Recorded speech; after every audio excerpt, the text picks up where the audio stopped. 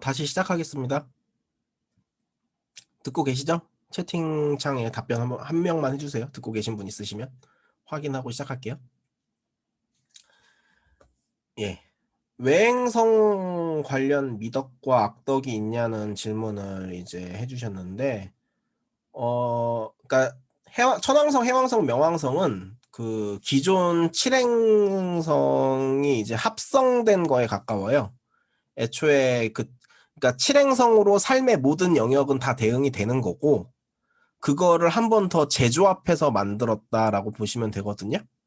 그러니까 그게 어떻게 조합되어 있는지를 아는 게 이제 그걸 알게 되면 미덕과 악덕이 뭔지도 이제 자연히 알게 될 거고, 그다음 당연히 이제 이런 설명 자체가 조금 논리적인 것에 불과하기 때문에 실제 임상을 하다 보면 이제 체감되는 것들이 있을 겁니다. 근데 기본적으로 외행성에 대한 설명은 기존 칠행성을 다시 한번 섞어서 파생시킨 것이다.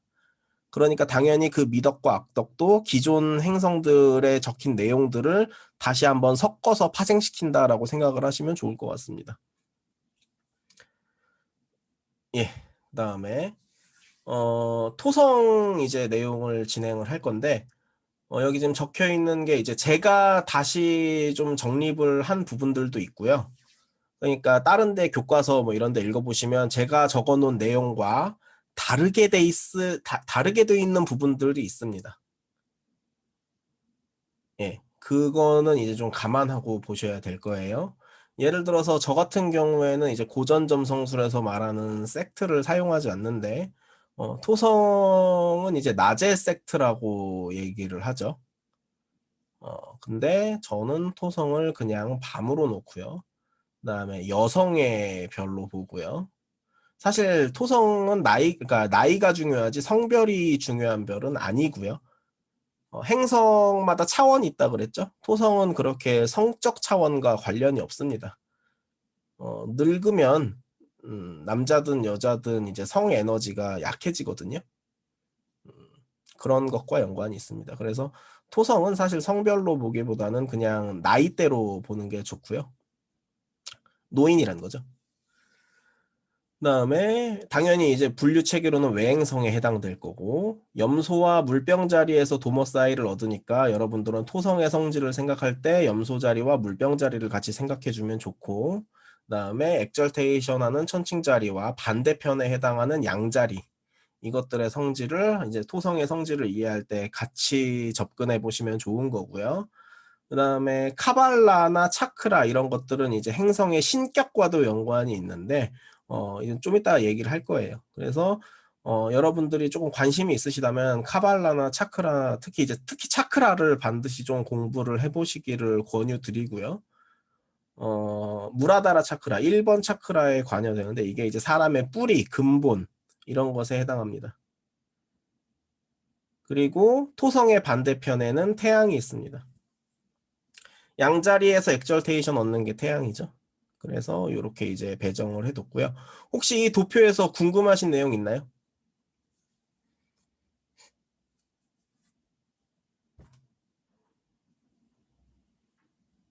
없으시면 넘어가도록 하겠습니다. 그 사원소 관련한 설명은 제 블로그의 초급 교재 편에 간략하게 써놨습니다. 근데 이제 이 원소는 그 이제 운동성 개념으로 접근을 해주는 게 가장 좋고, 흑원소랑 이제 뭐 이제 공기원소 여기에 좀 주목을 해보시면 좋을 것 같아요. 그 사람을 이렇게 좀 딱딱하게 경직되게 만드는 게 이제 흑원소의 작용이고요. 공기원소의 작용이 사람을 좀 유연하게 해줍니다. 예를 들어서 이 목성 이런 데 보면 공기를 제가 꼭 넣어놓거든요. 공기가 항상 사람을 유연하게 해주고 딱딱하게 만들어주는 게 이제 흑원소입니다. 불과 물은 태초의 음양에 해당되는 거고요. 음양이 이제 다시 네 가지로 확장됐을 때 공기와 흙이 더해지는데, 이거 운동 방식 자체는 제가 이제 그 초급 교재 적어놓은 거에 있을 거예요. 그래서 저의 경우는 토성의 원소를 흙과 물의 결합으로 보고 흙원소가 조금 더 주도적이다 라고 생각을 합니다. 넘어가겠습니다. 자, 그래서 토성이 어떤 별인지 행성 기호로 보셔야 돼요. 여기 지금 보면 토성 기호 여기 있죠? 보이시죠? 토성 기호는 뭐냐 하면 여기 십자가에 요렇게 반원이 같이 들어가 있는 거예요. 반원. 정확히 말하면 초승달, 그러니까 달인데, 그래서 십자가라는 거는 물질 세계를 말하는 거고, 달이라는 거는 혼을 말하는 거거든요. 그래서 토성이라는 건 뭐다? 물질이 위에 있고 혼이 물질 아래 갇혀 있죠. 그래서 현실을 논리, 현실적인 삶 아래 구속당한 혼을 말합니다.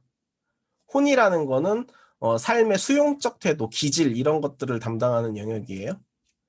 자, 그래서 토성이 이제 어떤 성질을 가지고 있냐? 사람을 고매하게 만들고, 오만하게 만들고, 독재적으로 만들고, 차갑게 만듭니다. 때때로는 사람을 애절하게 만들고, 우울하게 만들고, 내면으로 들어가게 만들어요. 곱씹게 만들어요, 막. 그래서 이거는 수축시키고 결정화시킵니다. 이 결정화의 힘이 아까 제가 앞에서 말한 흑원소고요. 수축이 이제 뭐다? 물원소입니다. 그래서 수축과 결정화의 힘을 가지게 됩니다. 그래서 이런 결정화라고 적힌 에너지들이 대체로 사람을 경직시키는 힘이 있는데 이런 게 있으면 이런 에너지가 발달하면 초년에 좋진 않아요. 그러다 보니까 나이를 먹어야 된다. 질문 조금 이따 답변 드릴게요. 일단 나이가 들고 오랜 시간이 지나게 되면 땅과 지구의 깊은 곳과 친밀감을 가지게 된다. 이게 이제 그 빅5 성격 유형으로 치자면은 그 신경성이라고 얘기하거든요. 빅5 성격 이론에서는. 사람을 예민하게 만들고 까칠하게 만드는 별이라는 거예요. 근데 이러다 보면은 예술성이 생깁니다.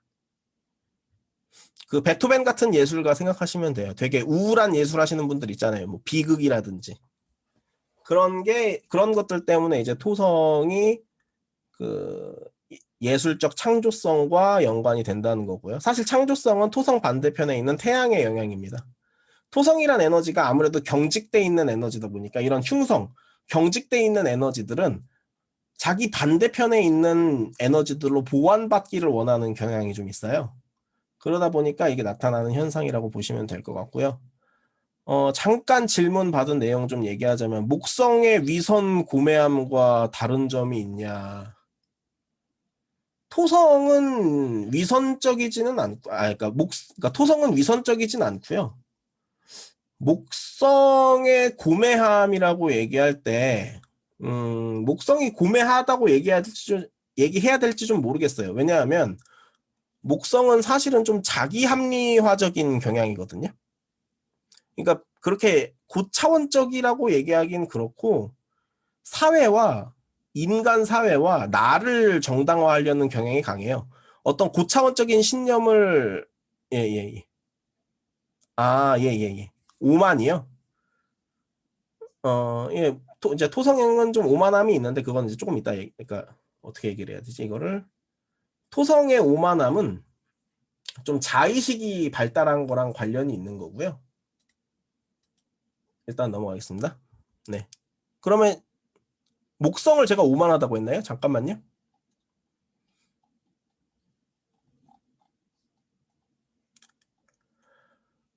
목성에 오만이 없는데요? 네. 예, 제가 안 적어놨습니다. 미덕과 악덕에. 네. 감사합니다. 그럼 다시 넘어갈게요. 그래서 토성은 이제 좀 사람 까칠하게 만드는 에너지고요. 우울하게 만드는 에너지고요. 이게 단순히 이런 성격을 타고났다가 아니라 이렇게 되게 환경적인 인자를 다 가지고 태어나요. 유전자랑 환경을 다 가지고 태어납니다. 그러니까 대체로 초년 조상, 그러니까 이제 가정 환경에 조금 문제가 발생하는 경향이 크고요. 이제 학교 생활에서도 조금 문제가 발생하는 경향들이 있고, 이제 그렇습니다. 그 다음에, 이제 아까 제가 카발라랑 차크라 얘기하면서 이제 신격 이런 게 되게 중요하다고 얘기했었죠. 그러면 토성의 신격 얘기를 할 텐데, 신격이 왜 중요하냐? 이 신화라는 거는 사실은 어떤 인생의 유형들을 이제 만들어 놓은 거예요. 그래서 이 신화에 있는 신들은 이제 뭐냐면은 인생의 어떤 롤 모델들입니다. 그래서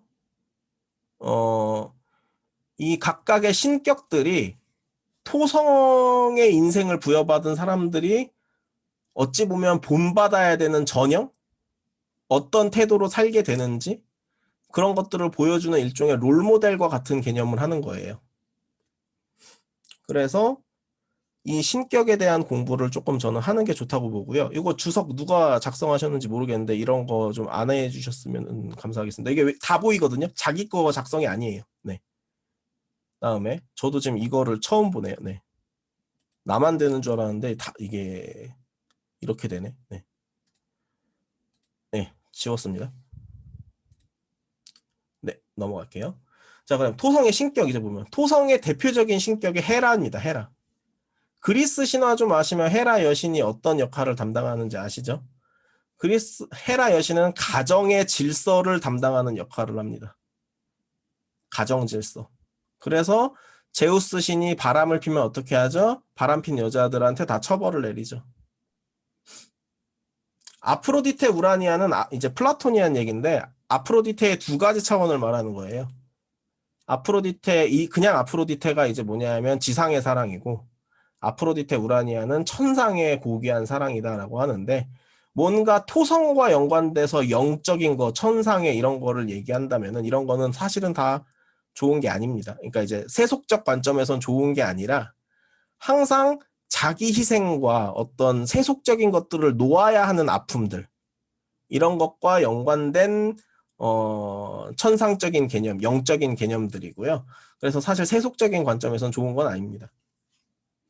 그래서 이 신격들에 대한 얘기를 다 하진 않을 거고 주로 어떤 스토리, 어떤 서사들이 발달하냐 하면은 희생양, 내가 현실에서 살기 위해서 어떤 사회의 희생양이나 가정의 희생양이나 어떤 현실적으로 살아남기 위해서 내가 희생양이 되는 측면들 이런 것들에 대한 이야기고요. 그다음 또 하나 영성을 체험하기 위해서 이 현실의 모든 것들을 다 놓아버려야 되는 이제 아픔에 대한 이야기들 이제 이런 것들이 많습니다.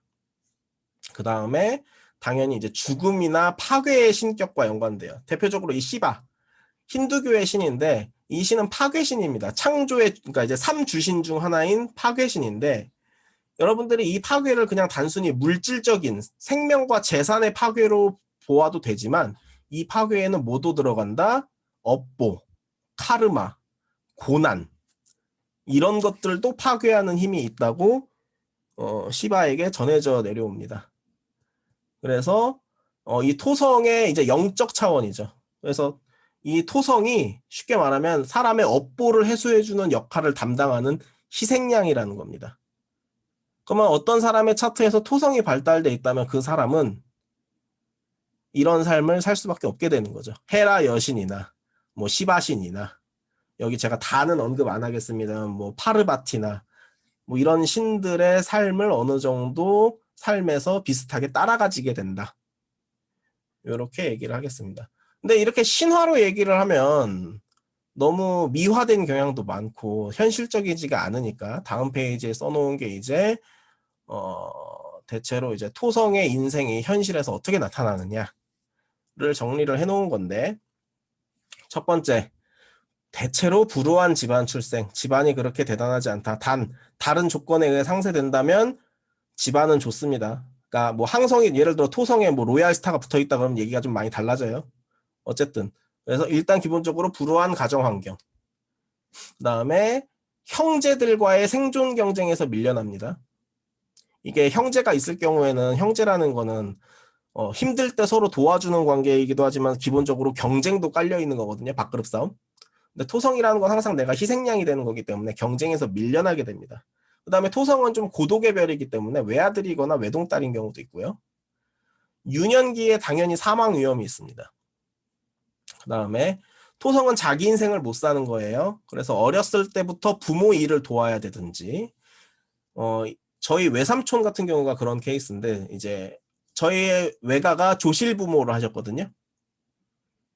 그러니까 외삼촌이 이제 형제들을 다 자기가 길렀어요. 그러려고 어렸을 때부터 막 농사일 열심히 하시고 그랬거든요. 그래서 형제들을 위해 자기 진로를 포기해야 하는 아픔이 있을 수 있는데 이게 좀 옛날 얘기죠. 한 세대 이전 분들 이야기. 그다음에 자기가 속한 단체, 가정이나 사회의 희생양으로 살게 되고요.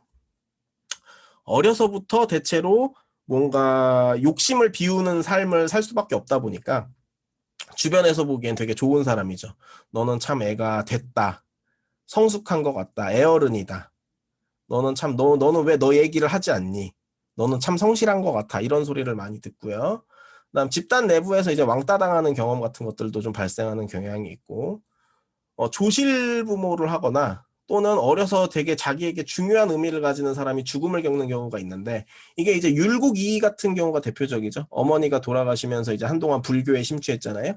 이제 그런 경험을 굉장히 어려서 이제 하는 경우들이 많고, 인생 초년부에 좀 진로 방향을 겪는데, 무난한 직장에 들어가는 거는 사실 어렵지 않아요.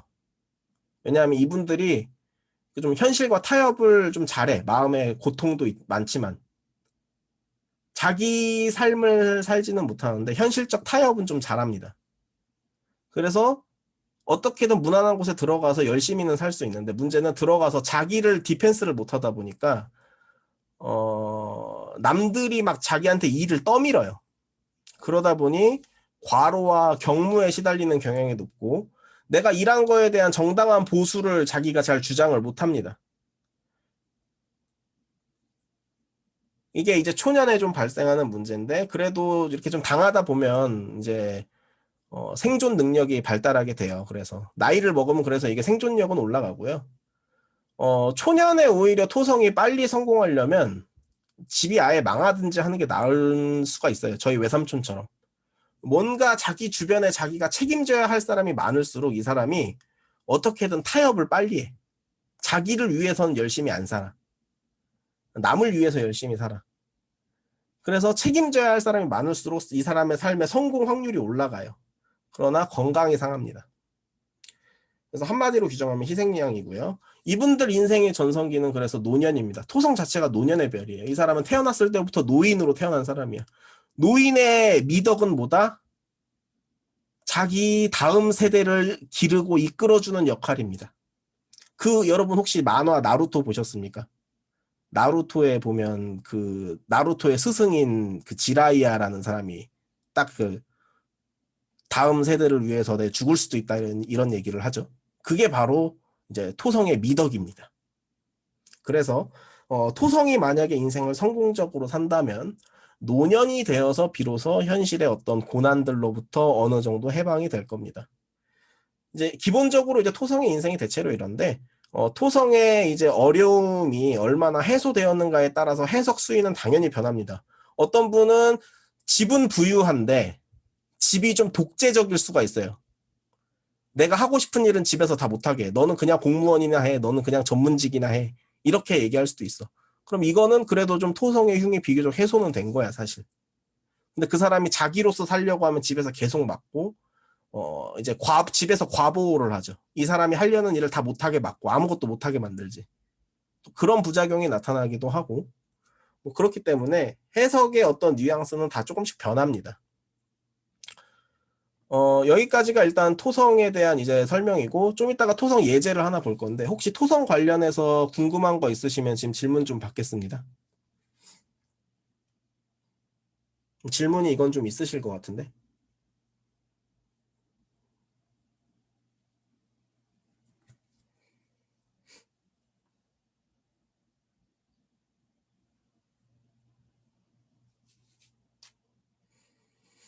음, 없으신가요? 네. 일단 파크님부터 토성의 흉은 어떤 방식으로 해소되냐? 일단은 아무리 그래도 자기 디펜스를 하려면 최소한의 이제 자기 주장을 해야 돼요. 그러면 자기 주장은 좀 이따 다루겠지만은 이제 태양입니다. 화성이기도 하고요. 그래서 그런 에너지들을 어떤 식으로든 표현을 해줘야 되고요. 천궁도에 이제 태양과 화성이 어떤 상태냐 이제 이런 것들을 이제 보는 방법이 하나 있고 아니면 아예 태양이나 화성이 아예 약하다면, 아니면 아예 그냥 죽어 사는 것도 방법입니다. 근데 죽어 사는데 어떻게 죽어 살아야 되냐? 아예 은둔자 되고 아예 아무것도 하지 말고 살아라, 그 뜻이 아니라 토성의 미덕을 최대한 발휘해야 돼요. 어떻게? 그냥 자기 인생 죽었다 생각하고 비워버리고 다음 사람 기르는 역할, 이제 이런 것들을 좀 해야 됩니다. 화성이 흉을 상쇄한다라고 하긴 그렇고, 화성이 이제 들어와 버리면 엄청나게 문제들이 터지거든요. 근데 이제 그 고통 속에서 깨달음을 얻어 나가는 겁니다. 그다음에 이제 샤이님 질문 답변 좀 드리자면, 네, 그러니까 예, 그 어쨌든 행성마다 그 미덕을 최대한 표현하려고 자기가 노력을 하면 어떻게든 더 개선되는 작용은 나와요. 자, 그다음에 수성이 토성보다 힘이 있다라면, 예, 수성이 토성보다 힘이 있다면, 수성은 문제 해결 능력입니다. 그러니까 어느 정도 상쇄가 되죠. 근데 그 이제 기본적으로 자기 표현 능력이 없다 보니까 그 착취의 난점을 해결하지 못하는 거예요. 어, 안고요님 질문은 이제 토성이 지금 까다롭고 인색하고 까칠한 느낌이었는데 설명 듣다 보니 혼자 희생하고 이용당하고 불쌍한 느낌이다라고 하셨는데 둘 다 맞습니다. 토성이 이제 자기가 마음을 안 준 사람들에게는 되게 까다롭고 인색하고 까칠합니다. 나 지금 먹고 살기 바빠 죽겠는데 내가 너까지 신경 써야 되냐? 이런 폐쇄성이 발달해요. 근데 이제 그 사람을 이제 좀 나쁘게 말하자면 등골 뽑아먹고 있는 사람이 있는 거지, 옆에. 그렇게 보시면 될 것 같네요. 뭐 혹시 다른 질문 있으신가요, 안고현님? 네. 네. 제가 토성하고 태양 같이 발달한 분도 봤는데 그분들도 고통이 엄청나요. 그게 반대편에 있는 기운이기 때문에 그 반대편에 갔다 온다는 게 마치 이런 거예요. 저승 한번 갔다 오는 느낌인 거야. 차라리 토성이 발달하신 분들은 조금 무탈하게 살고 싶으면은 그 수성이나 금성으로 커버 치는 게 나아요. 그런 분들은 그냥 이제 전문가로 살아요. 남의 문제 해결해주는 전문가. 이제 키워주고. 그냥 그렇게 사는데 태양이나 화성으로 가면 이제 확실하게 이제 좀 더 어떤 뭐라고 해야 되나 포텐셜은 높아지는데 초년의 고통이 엄청납니다. 예. 이제 이거는 나중에 그 행성 그 조합 강의 때 원래는 다룰 내용이에요. 그냥 간단하게만 언급 드리겠습니다. 예, 넘어갈게요. 토성 질문 혹시 또 있으신가요?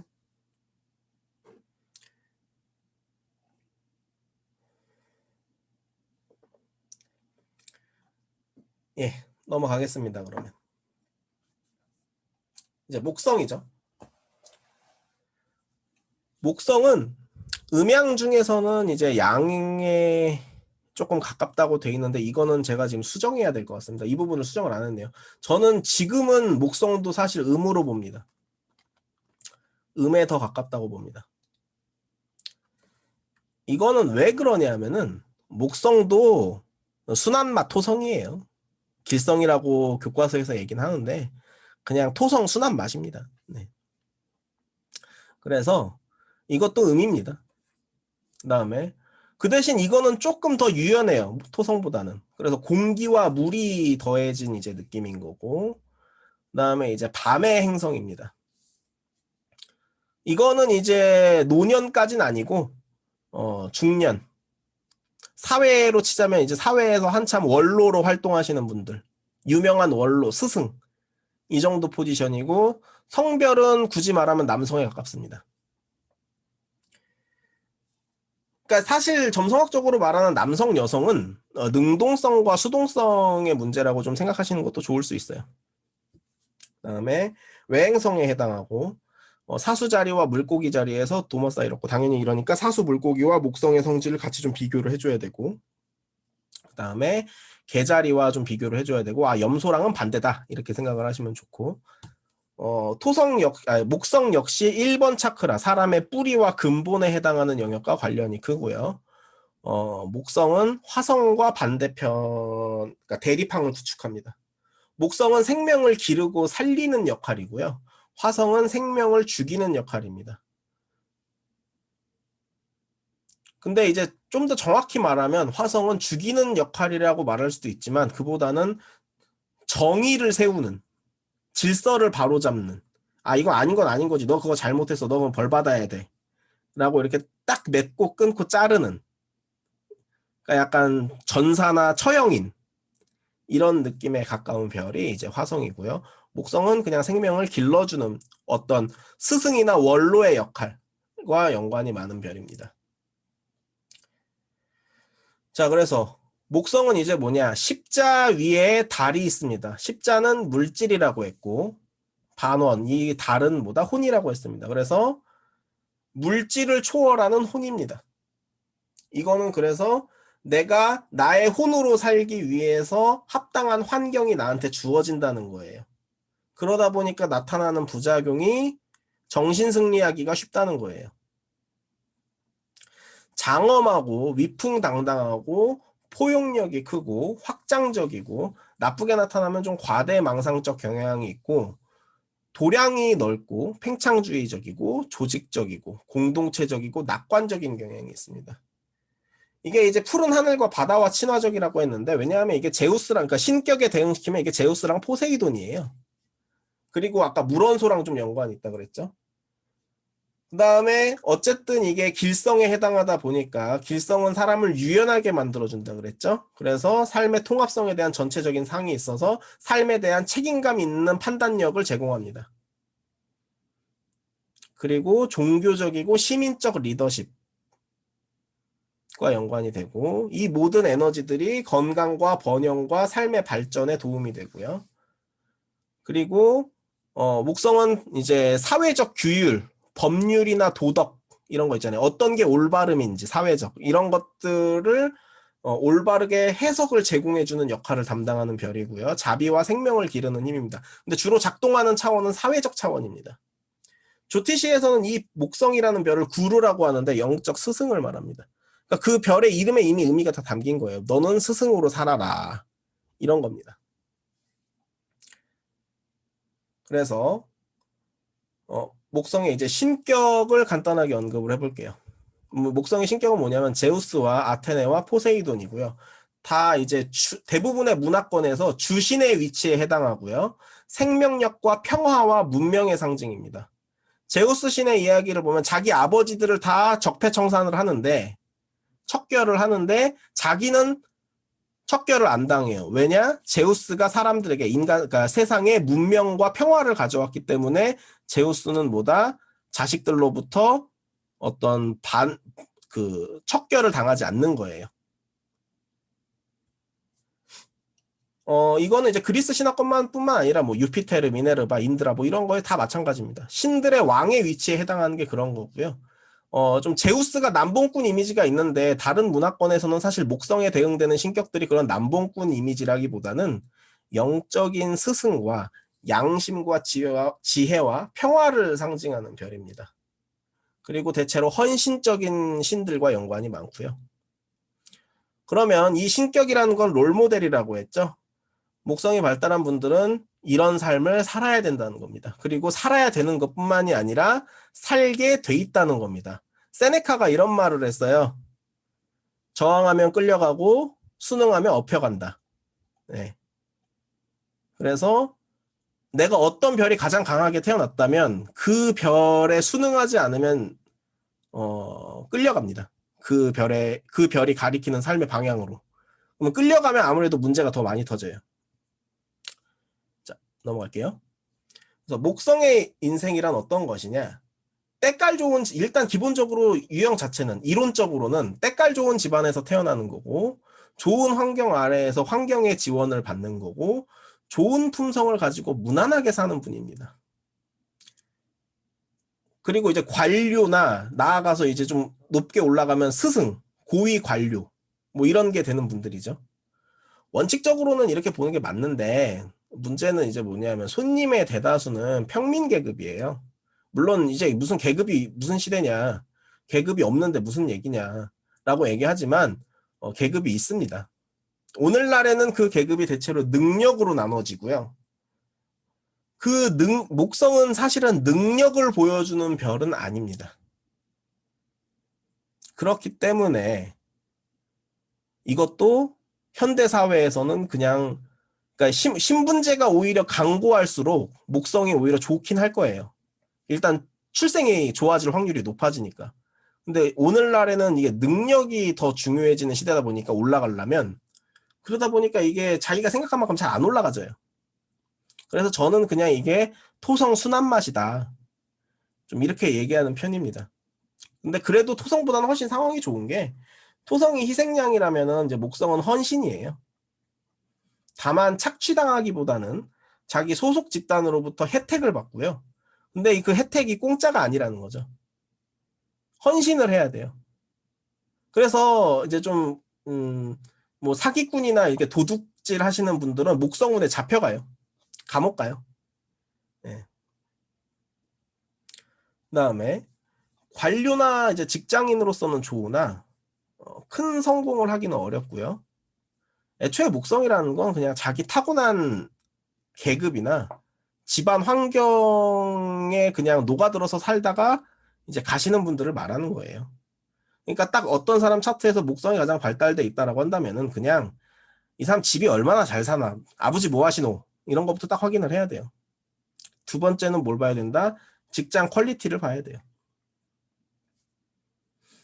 그래서 이게 이제 어쨌든 사람을 영적인 걸로 이끌어주는 별이고, 오늘날의 능력주의 사회에서는 조금 맞지 않는 경향이기 때문에 현대 사회에서는 약간 정신승리 경향이 좀 발달하는 경우가 많고요. 역시 이 사람들도 다음 세대를 기르는 역할을 하기 때문에 주로 인생의 전성기가 50대에 해당합니다. 혹시 여기까지 진행했는데 목성 관련해서 질문 있으시면 얘기 좀 해주시겠어요?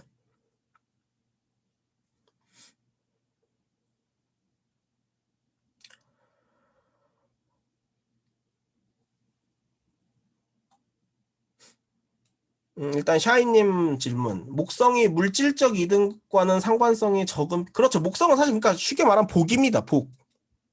이게 딱 돈 액수로 딱 적용되는 게 아니에요. 복이 있으려면 뭔가 지어놓은 덕이 많아야죠. 네. 그다음에 나님.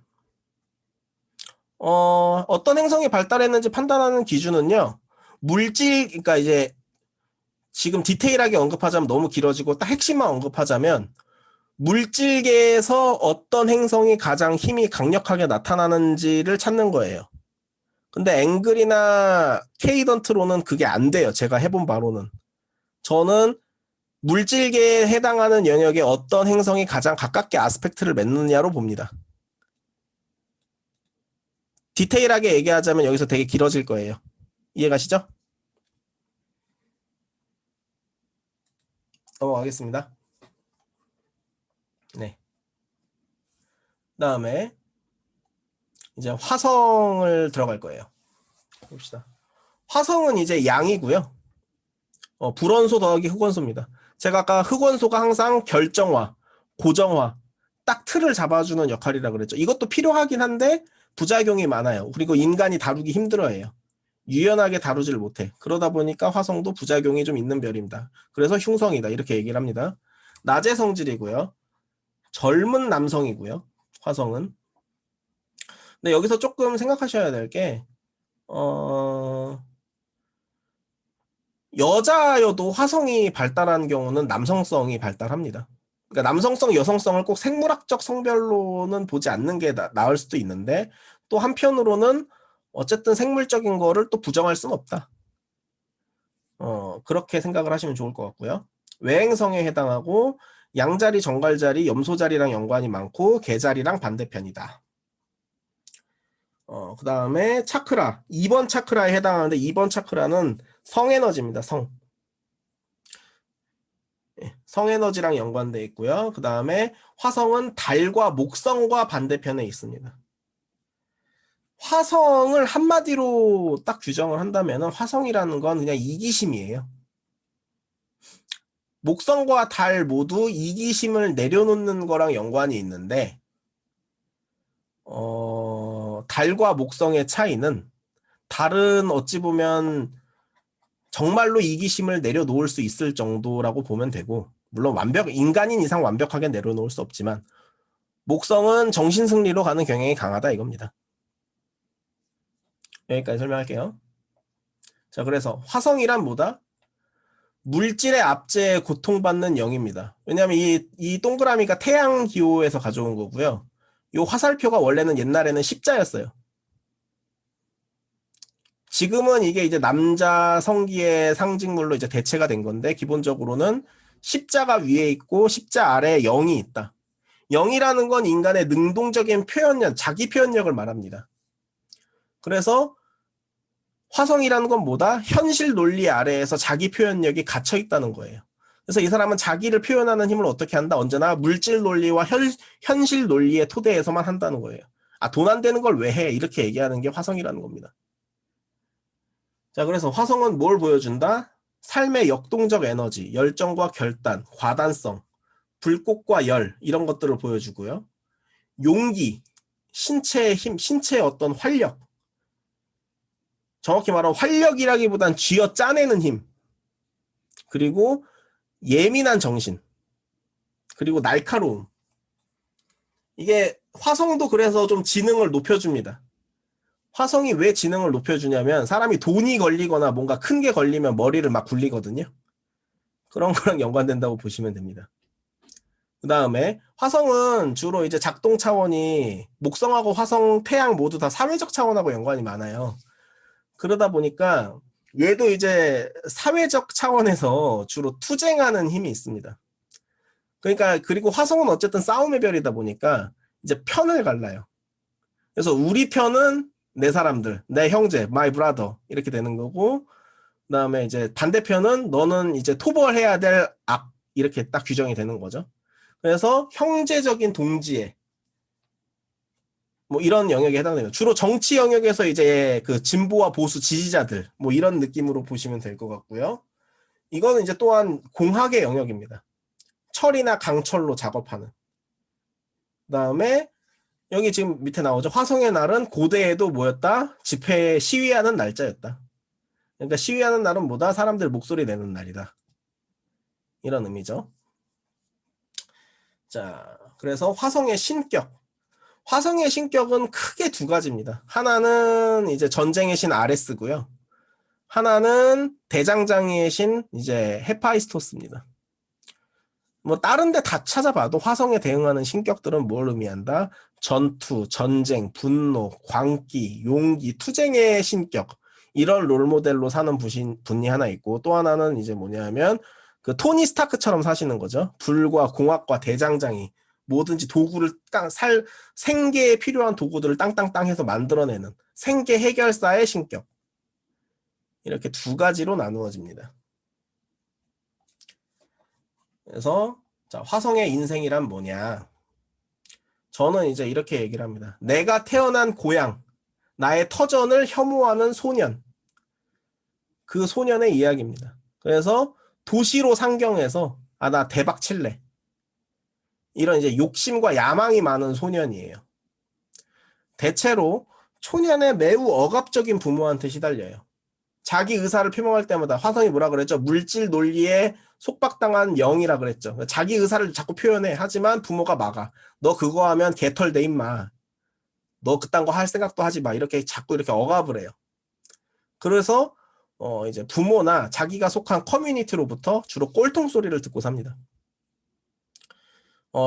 문제점이, 그러니까 결점이 해소되지 않은 경우 사춘기를 매우 심하게 겪던지, 이제 대한민국엔 기초 의무 교육 과정이 있죠. 그거를 다 이수하지 못하고 중도에 자퇴한 다음에 뭐 검정고시를 친다든지 하는 경향이 있고요. 이른 나이에 집을 떠나서, 왜냐면 집에 있으면 엄마랑 이제 엄마 아빠랑 사생결단이 나니까 이제 집을 그냥 빨리 나와서 독자적인 인생을 살게 되는데 그 과정에서 이제 생존력과 강철 멘탈이 이제 습득이 되고요. 여자 같은 경우에 부모로부터 도망치기 위해 특히 화성은 성적 매력과 대응되거든요. 그래서 이른 결혼을 택하는 경우도 있는데 대체로 끝이 좋지 않고 이혼으로 나타납니다. 근데 요즘 시대는 이제 앞으로는 안 그럴 거예요. 왜냐면 여자도 이제 스스로 경제력을 갖출 수 있는 시대가 돼가다 보니까 이런 해석이 잘 나타나지 않는데 한 세대 전만 해도 꽤 있었어요. 이런 분들이 상담해보면. 그래서 이 경우 배우자는 남자를 말합니다. 남자 배우자는 생존력이나 여자에 대한 부양 능력은 있는데 대체로 부양 의지가 없고 자기 멋대로고 인품이 좋지 않고 폭력적이거나 성적으로 문란한 경우가 많습니다. 당연히 성공은 소수가 하는 거죠. 그러다 보니까 화성으로 부여받은 인생 중에서 소수의 사람들은 큰 성공을 해서 금이환양, 금빛 옷 입고 집으로 돌아옵니다. 대체로 40대에 큰 성공의 기회를 잡는데 이때 뭔가 해내지 못하면은 조금 힘들어질 수 있고요. 그 다음에 화성은 욕심과 이기심인데 말년에 욕심을 비우지 못하면, 제가 이제 손님들한테 절대 욕심 비우란 얘기 안 하는데 한 50 되기 전까지는, 5, 60 되기 전까지는 노년에는 욕심을 비우는 게 미덕이에요. 그 끝에 있는 게 토성입니다. 아니야, 나를 희생제물로까지 바치겠다는 거잖아요, 토성이. 그래서 노년에는 욕심을 비워야 됩니다. 근데 어쨌든 그럼 화성은 욕심의 별이기 때문에 말년에도 욕심을 부려요. 그러다 보니까 조금 문제가 발생합니다. 대체로 자기 욕심 부리다가 주변 사람들이 다 외면하고 떠나요. 내가 너한테 시달릴 바에야 나 그냥 내 살 길 찾아 떠날래. 이렇게 해서 다 떠나서 이제 혼자 고립되든지, 또는 이제 노년이 되면 보통 능력이 떨어지는데 이제 이분이 계속 투쟁하는 인생이거든요. 그러다 보니까 적을 끌고 와요. 자기를 잡아먹을 그 적한테 당해서 이제 완전히 패가망신하든지, 보통 이렇게 됩니다.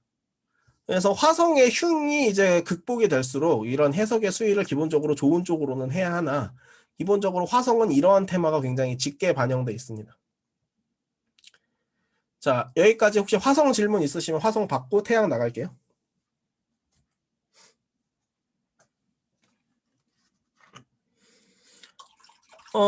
욕심이, 그러니까 이제 그렇죠. 왜냐하면 그 욕심을 어느 정도, 그러니까 욕심을 부리지 말라는 게 아니라 욕심을 좀 현명하게 부려야 될 것이고, 늙어서는 욕심을 아예 비워버려야 될 것인데, 욕심을 비우는 능력들도 다른 별들이나 항성들이나 뭐 별자리들이나 이런 것들로 다 암시가 돼 있을 거 아니에요? 그러면 당연히 이 사람이 이때쯤이면 좀 정신 차리겠구나, 뭐 이런 것들을 어느 정도는 추측을 해볼 수 있죠. 그리고 그게 실제로 이 사람은 너는 이 나이쯤 돼야 인생이 피겠다, 이렇게 얘기하는 이제 근거입니다.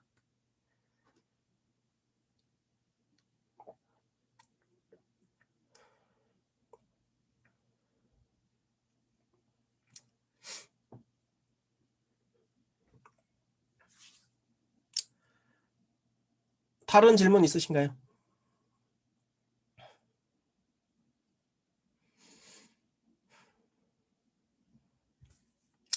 없으시면 이제 태양으로 넘어가겠습니다.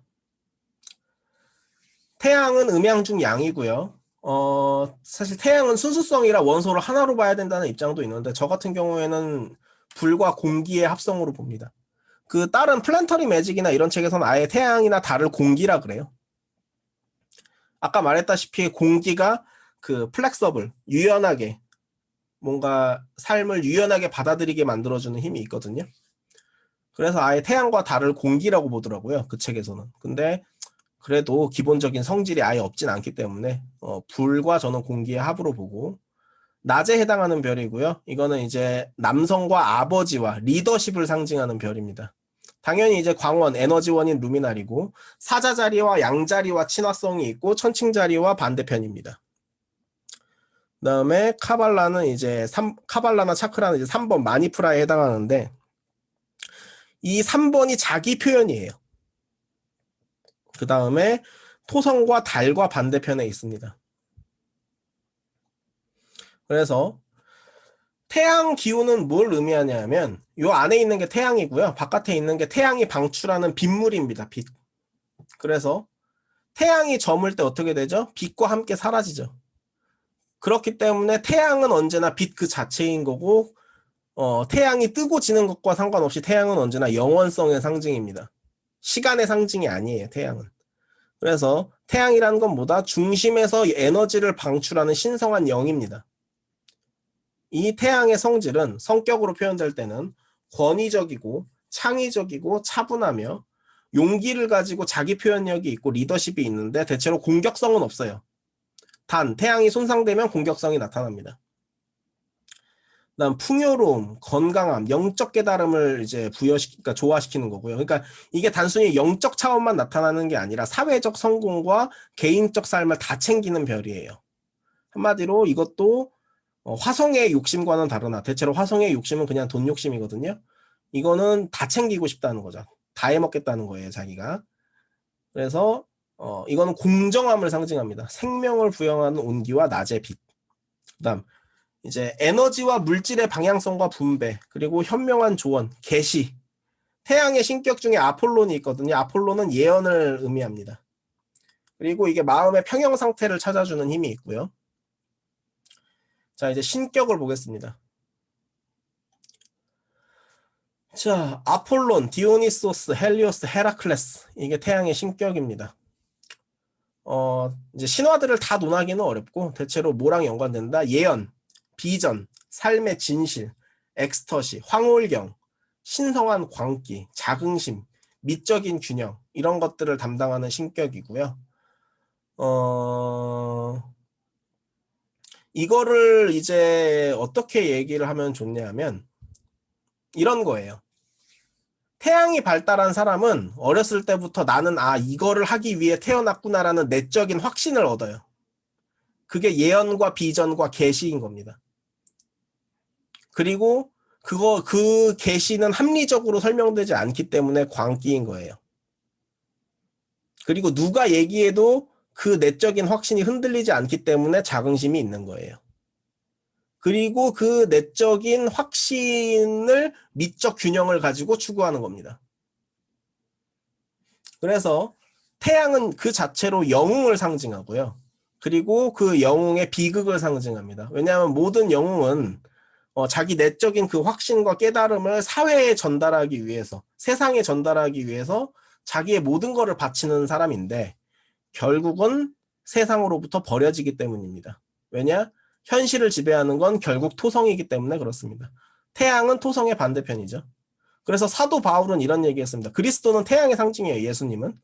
예수는 신격을 고수할 것을 생각지 않고 놓아버리셨으며 그래서 인간 세상으로 왔으며 이 세상의 슬픔에 참여하기 위해서 심지어 십자가에 달려 죽기 위해서 왔다.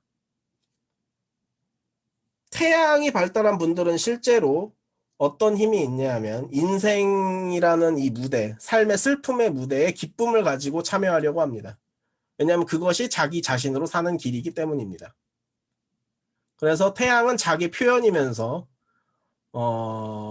본의 아니게 자기 희생으로 갑니다. 그렇게 정리를 하겠습니다. 그런 식으로 태양과 토성이 서로 만나지는 거예요. 자, 그다음 태양의 이제 인생. 대체로 그래서 내적인 확신에 따라 살게 되기 때문에 부모로부터 온전한 양육을 받긴 하나 부모와 대체로 다른 삶을 살아요. 그리고 부모보다 나은 삶을 살 확률도 높고 어렸을 때부터 내적인 확신을 가지는 경우가 많고 때로는 아예 직접적으로 계시를 받기도 합니다. 뭐 잔다르크 같은 사람들이 있죠. 그다음 현실적 환경과 상관없이 내적 확신이나 계시에 의해서 삶을 결정하고요. 대체로 막 그렇게 추잡스럽게 사는 걸 좋아하지 않아서 정치인 이런 건 잘 안 하고요. 하는 경우도 있긴 합니다만 연예인이나 가수, 대중적 인기를 가진 사람이 되는 경우가 많고요. 때로는 한 분야의 창시자가 되기도 합니다. 창립자, 사업가가 되고요. 그다음 자신이 속한 공동체에서 스포트라이트를 받아요. 왜냐하면 그 사람의 어떤 역할이나 어떤 깨달음 같은 것들이 사회에서 되게 중요하게 받아들여지고요. 지원을 많이 받는 경향이 있습니다. 그리고 당연히 부모가 봐도 얘가 좀 잘났어. 그러면 어떻게 됩니까? 투자를 받습니다. 그래서 본의 아니게 경쟁할 마음은 없지만 형제들과의 경쟁에서 승리하면서 부모로부터 투자를 많이 받습니다. 왕의 인생인데 왕이라는 건 사실 상징적 존재거든요.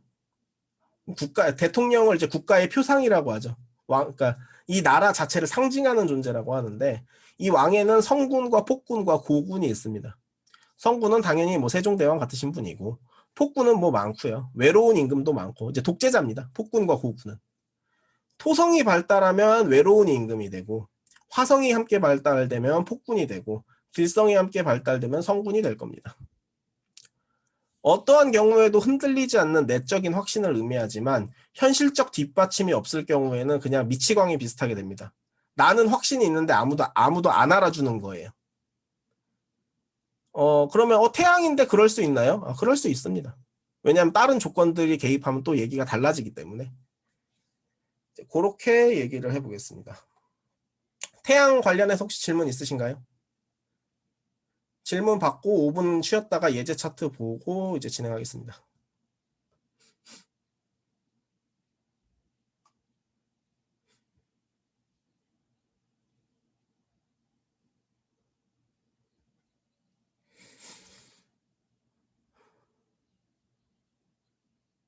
그렇죠. 내적 확신. 평사원일 때부터 자기는 사장이 될 거라는 확신이 있으셨다. 근데 실제로 되셨다. 그 말이 맞죠.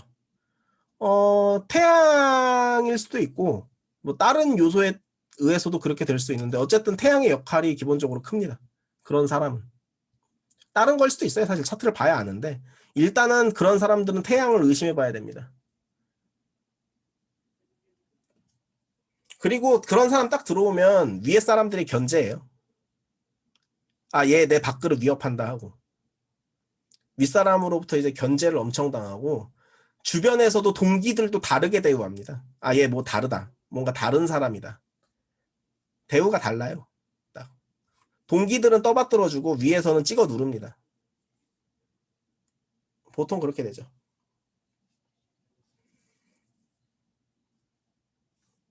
질문 더 없으시면 5분간 쉬었다가 40분부터 이제 제가 준비해온 예제 차트 4개를 볼 거고요.